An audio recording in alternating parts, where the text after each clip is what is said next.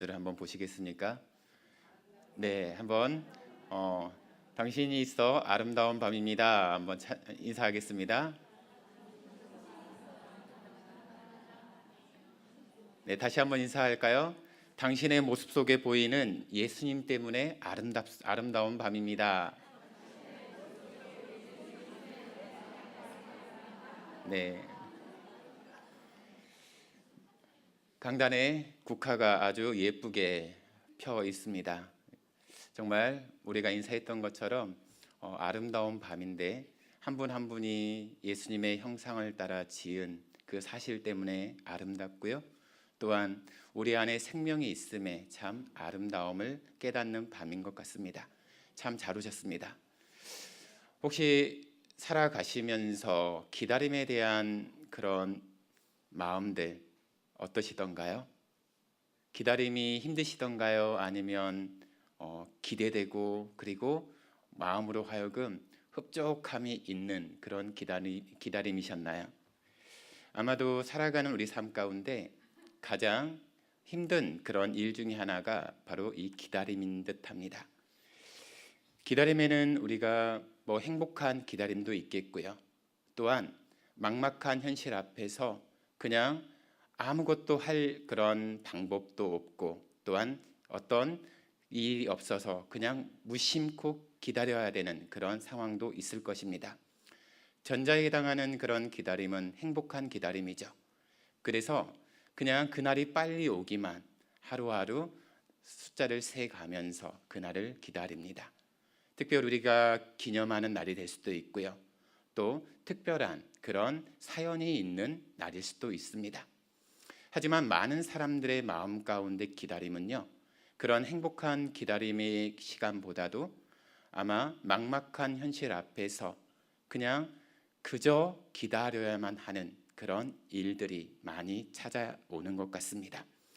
그러하기에 피를 말리는 듯한 그런 힘겨운 기다림은 그 시간이 어떨지는 굳이 말하지 않아도 우리는 너무 잘 알고 있습니다. 오늘 말씀을 준비하면서 저의 그런 삶의 기억들이 주마등처럼 쭉쭉 지나갔습니다. 바로 여러 일들에 대한 그런 기다림의 시간들과 관련된 일들이었습니다. 하나같이 참 힘겨운 시간들이었고 또한 그 가운데 제가 할 수 있는 거라곤 그냥 엎드려 울며 기도하는 시간밖에 없었습니다. 하지만 그때마다 그 기다림의 시간의 끝은 동일했습니다. 하나님께서 저를 구원하신 그 시간이 왔다라는 말씀입니다. 그렇기 때문에 그 기다림의 시간, 그리고 그 기다림의 시간이 끝난 이후 하나님께서 나를 돌보셨던, 나를 구원해 주셨던 그 사건, 그 시간들을 생각할 때면 마음이 따뜻해집니다. 우리에게는 그런 기억이 필요합니다. 앞으로 계속 우리 삶 가운데는 기다림이 또 우리를 기다리고 있기 때문입니다. 성경에서 만나는 믿음의 사람들 대부분 이 힘겨운 기다림의 시간을 통하여서 하나님을 경험한 사람들입니다. 오늘 시편 40편의 말씀을 보시게 되면 표제어가 바로 다윗의 찬양시라고 되어 있습니다. 오늘 본문인 시편 40편을 지은 다윗의 삶 또한요, 끊임없이 기다리고 기다려야만 하는 그런 인생이었습니다. 물론 그 기다림마다 하나님께서 함께 하시는 은혜가 넘쳤다는 사실은 우리가 익히 잘 알고 있습니다. 오늘 본문의 말씀인 시편 40편을 보시게 되면 다윗은 하나님께서 과거에 자기가 처했던 그런 환난 가운데 구해 주신 것을 떠올립니다. 그리고 현재 찾아온 그 어려움, 그리고 그 시간, 그 상황 가운데서도 동일하게 하나님께서 자기 자신을 지키시고 또한 구원해 주실 거라고 믿고 간구하고 있습니다. 먼저 1절을 보시게 되면 내가 여호와를 기다리고 기다렸더니 귀를 기울이사 나의 부르짖음을 들으셨도다 라고 다윗은 고백합니다. 성경을 보게 되면 조금 마음이 콱 막힐 때가 있습니다. 기다림이 한 번이면 참 족하겠는데요. 기다렸는데 답이 없고요. 또 기다려야 되는 상황이 연출될 때입니다. 다윗이 오늘 고백하는 그 상황도 기다리고 기다린 그 기다림의 연속선 안에서 서 있는 자기의 삶을 이야기하고 있습니다. 그런데 분명히 그 끝은 하나님께서 귀를 기울이셨고 그리고 자기 기도를, 자기의 부르짖음을 들으셨다라는 믿음의 고백입니다. 한마디로 다윗이 기도의 응답을 받은 그 체험의 이야기를 지금 떠올리면서 고백하고 있는 것입니다. 그런데 다윗은 하나님께 기도하자마자 곧바로 응답을 받은 것은 아니지요. 다윗은 내가 여호와를 기다리고 기다렸더니 바로 이렇게 지금 고백하고 있습니다. 기다린다. 기대감을 가지고 어떤 일이 일어날 것을 확신하며 기다린다는 뜻이거든요. 무언가 내게 일어날 일, 그 어떤 일을 내가 확신하면서 기다린다라는 그 의미가 담겨져 있습니다. 그러므로 다윗이 기다리고 기다렸던 것은 하나님이 응답해 주시고 또한 믿음의 그 응답해 주실 것이라는 믿음의 확신을 가지고 하나님이 응답해 주실 그때까지 바로 계속 기도하면서 오래도록 기다렸다라는 의미가 됩니다. 이는 곧 다윗이 여호와 하나님을 소리쳐서 부른 이후에 하나님께서 다윗 자신을 구원해 주실 것을 기다렸다라는 말씀입니다.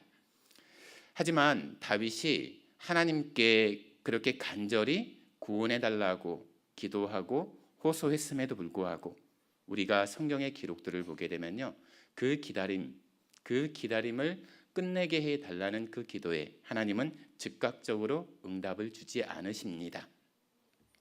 하나님의 응답은 지체가 되었다는 것이죠. 다윗은 하나님이 자신의 기도를 혹시라도 듣지 않으시는 것은 아닌가 하는 그런 마음의 답답함을 느꼈을 수도 있습니다. 그럼에도 다윗은 하나님이 응답하실 그때까지 기다리고 또 기다리는 기다림의 고수였습니다. 중요한 것은 하나님께서 다윗의 이러한 모든 부르짖음을 다 듣고 계셨다는 사실입니다. 물론 기다림이 끝나진 않았습니다. 그리고 기다림이 한 번의 기다림이 끝날 줄 알았는데 또 두 번의 기다림이 또 연이어지고 있습니다. 그럼에도 불구하고 하나님이 바로 그 다윗의 부르짖음, 그 기도를 하나하나 세심히 듣고 계셨다라는 말씀입니다. 긴 기다림의 시간이 지나고 나서야 하나님께서는 다윗의 그 기도를 응답해 주셨습니다.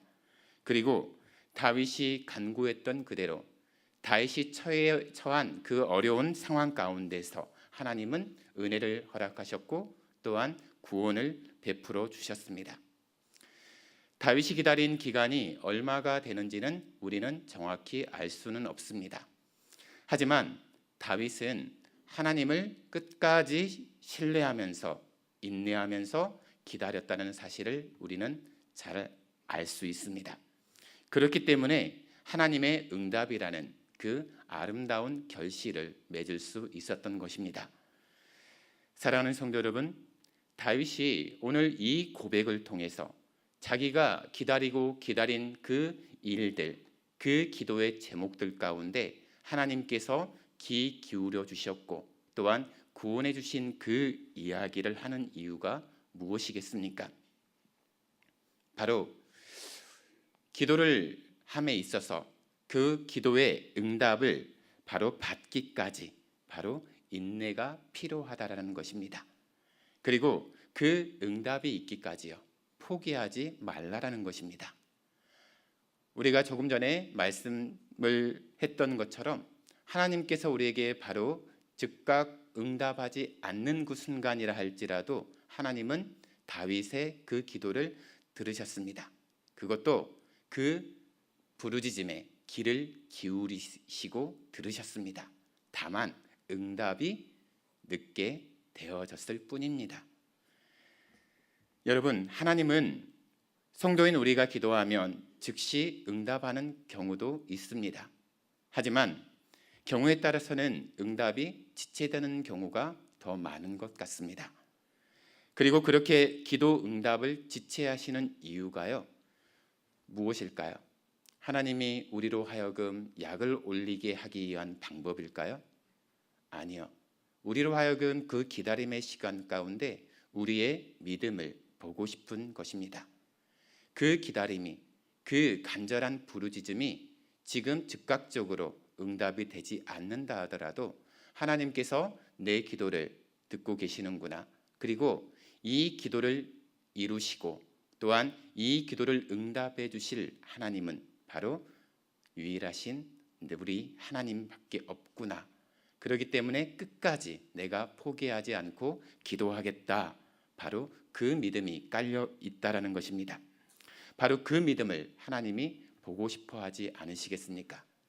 다윗이 기도의 응답을 받을 수 있었던 것, 그리고 그 기도의 응답을 받을 때 본인이 생각했던 그 이상으로 많은 은혜들을 경험했습니다.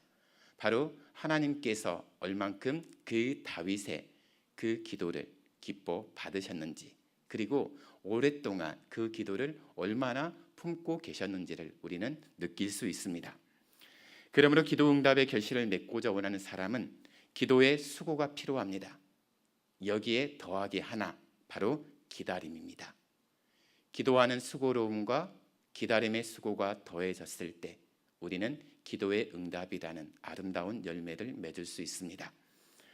이 인내의 기다림은 사실 하나님에 대한 절대적인 신뢰가 없으면 어렵습니다. 이러한 의미에서 본다면 기도의 응답은요, 하나님을 절대적으로 신뢰하고 또한 확신하는, 그 구원해 주실 것을 확실히 믿는 사람에게 주어진다는 것을 우리는 발견할 수 있습니다. 그런즉 성도는 기다리고 또 기다리는 가운데 하나님에 대한 자신의 믿음을 보여야 합니다. 내 믿음이 그냥 기도가 이루어지지 않는다고 해서 그냥 내 기도를 내동댕이 쳐버리는 그런 기도의 자세가 아니라, 비록 기도의 응답의 시간이 더디게 이루어지고 또한 나중까지 끝까지 가는 한이 있더라도 반드시 하나님은 그 기도를 땅에 떨어뜨리지 않는다는 확신, 그리고 그 기도를 들으시고 계신 하나님께서 반드시 내 기도에 응답하시라는 그 믿음의 확신이 있다라는 것입니다. 오늘 말씀 2절을 보시게 되면 다윗은 이렇게 고백합니다. 한번 읽어볼까요? 나를 기가 막힐 웅덩이와 수렁에서 끌어올리시고 내 발을 반석 위에 두사 내 걸음을 견고하게 하셨도다. 다윗은요, 기가 막힐 웅덩이와 수렁과 같은 위기에 자기가 처했다라고 지금 고백하고 있습니다. 기가 막힐 웅덩이다, 그리고 수렁에 빠졌다. 공통적인 것은요, 자기 자신의 힘으로는 벗어날 수 없는 위기라는 것입니다. 자기 힘으로는 그 기가 막힐 웅덩이에서 빠져나올 수 없고요, 그 수렁에서 빠져나올 수 없다라는 고백입니다. 다윗은 평생에 이러한 위기를 여러 번 겪었습니다. 그러므로 여기에서 말하는, 다윗이 말하는 그 위기가 구체적으로 어떠한 위기인지는 정확하게 알 수는 없습니다.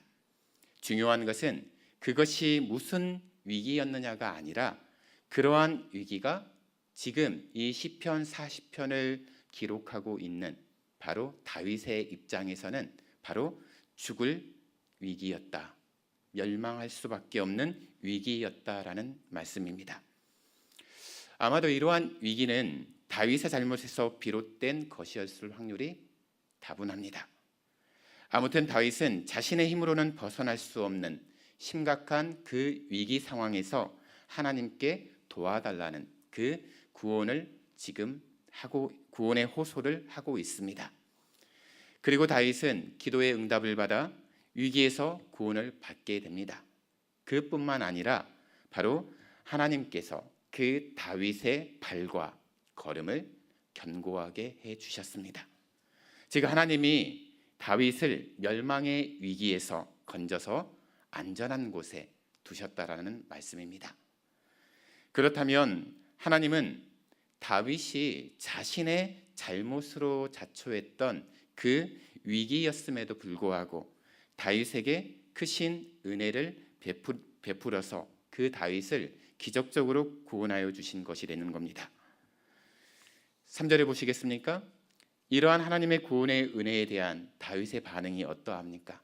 그 기가 막힐 그런 웅덩이와 그 수렁에서 구원함을 얻은 다윗의 그 응답, 그 반응. 3절 한번 읽어보겠습니다.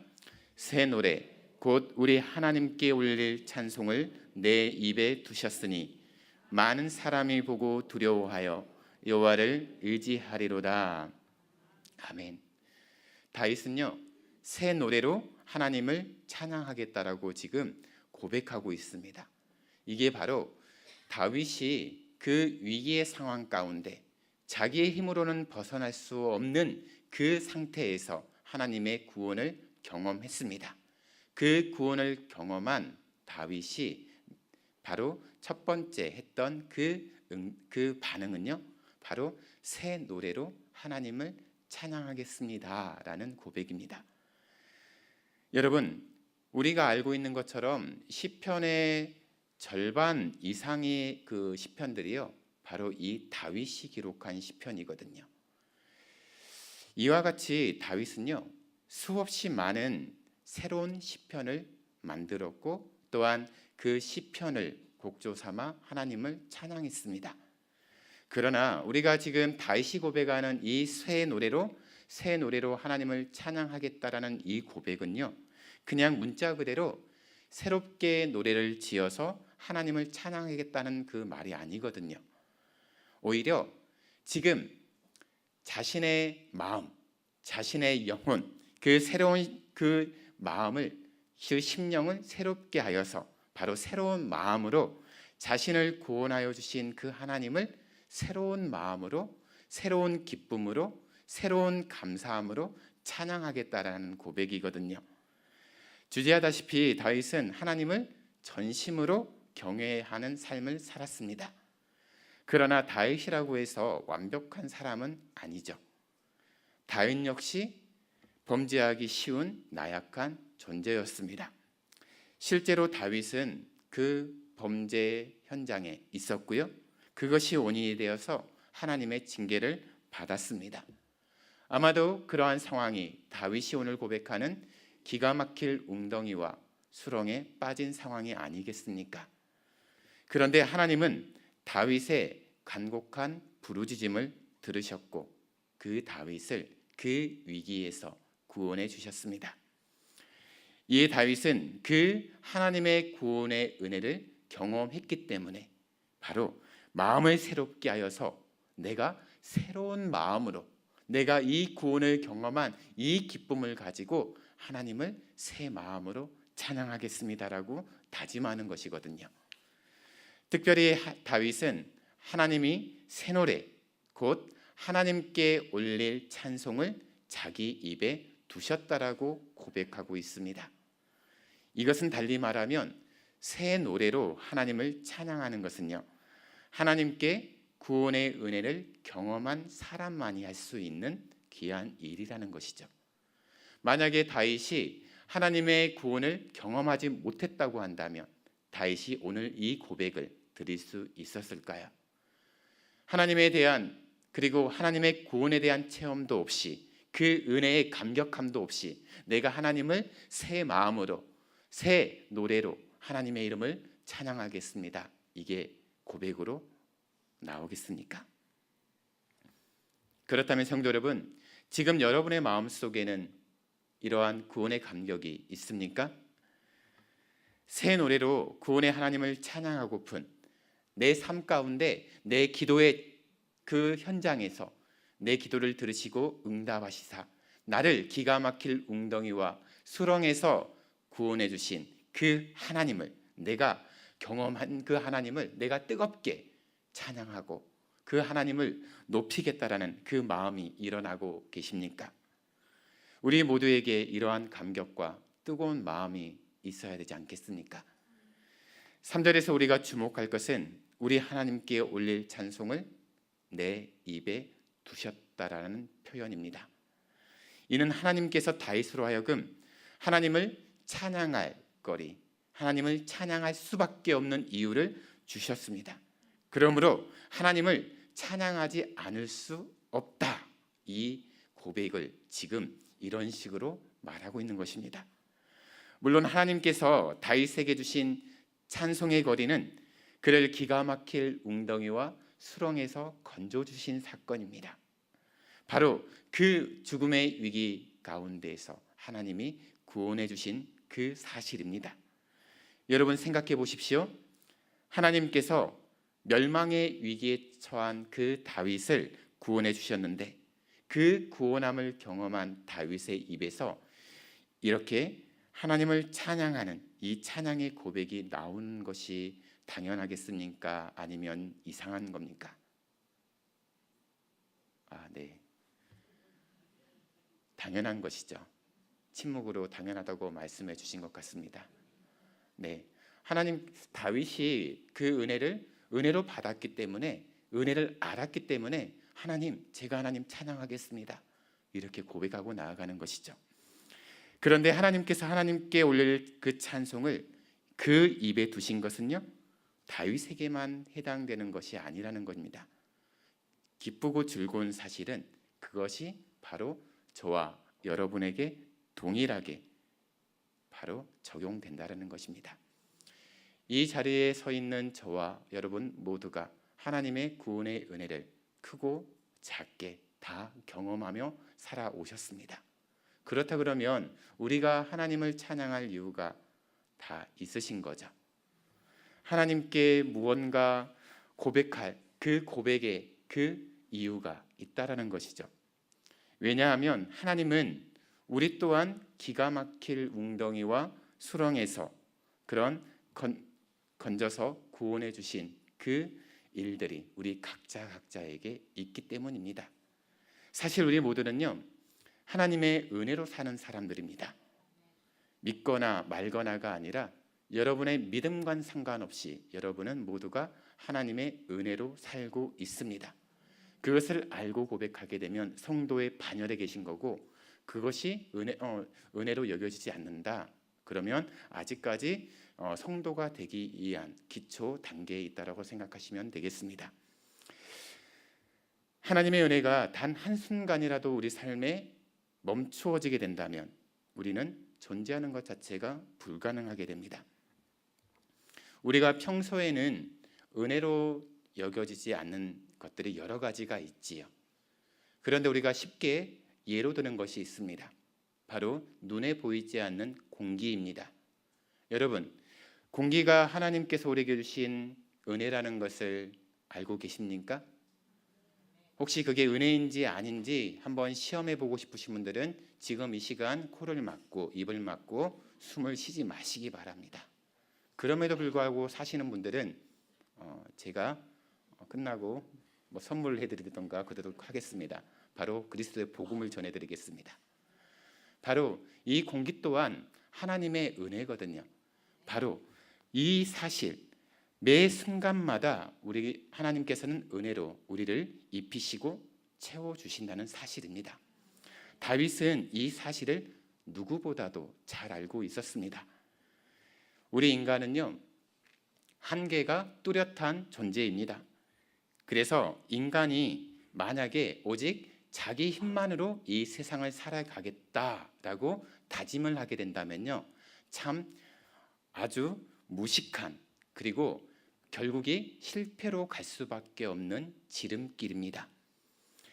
특히 다윗이 고백하고 있는 것처럼 다윗이 처했던 것과 같은 기가 막힐 웅덩이나 그런 수렁에 빠지기라도 한다면 자기를 의지하고 자기 힘만으로 살겠다라고 다짐했던 그 사람들은요, 100% 죽음에 이르게 됩니다. 왜냐하면 자기 힘만 믿고 끝까지 버텼기 때문입니다. 여러분, 때로는 지는 게 이기는 겁니다. 하나님 앞에서 내가 질 때, 하나님 앞에서 내 모든 것을 포기하고 엎드릴 때 하나님은 우리를 이기시지만 궁극적으로는 우리가 바로 이 세상을 이기게 하십니다. 그러므로 자기의 힘만 믿고 하나님을 의지하지 않는 사람은 어리석은 사람입니다. 사랑하는 성도 여러분, 진정 복된 사람은요, 자기 힘으로 무엇을 하려는 사람이 아닙니다. 하나님 앞에서 자기의 한계를 아는 것, 그리고 자기의 부족함을 똑바로 바라보고, 내가 유한한 존재구나, 내 힘으로는 이 세상을 살아갈 수 없구나, 그 믿음으로 바로 하나님 앞에서 엎드리는 겁니다. 하나님께 의지하는 겁니다. 무슨 일이든 하나님의 힘으로 하려는 그 사람이 진정으로 복된 사람입니다. 하나님 앞에서 교만하지 않고 겸손한 바로 그 사람이 복 있는 사람입니다. 사랑하는 성도 여러분, 하나님 앞에 겸손함으로 하나님을 의지하십시오. 특별히 다윗이 말했던 그 기도의 상황, 기가 막힐 웅덩이에 지금 빠져 계신 분들이 계십니까? 기가 막힐 수렁에 지금 빠져 계신 분들이 계십니까? 그렇다고 한다면 과거에 여러분의 기도에 응답하신, 그리고 그 기도 가운데 은혜를 주신 하나님을 기억하십시오.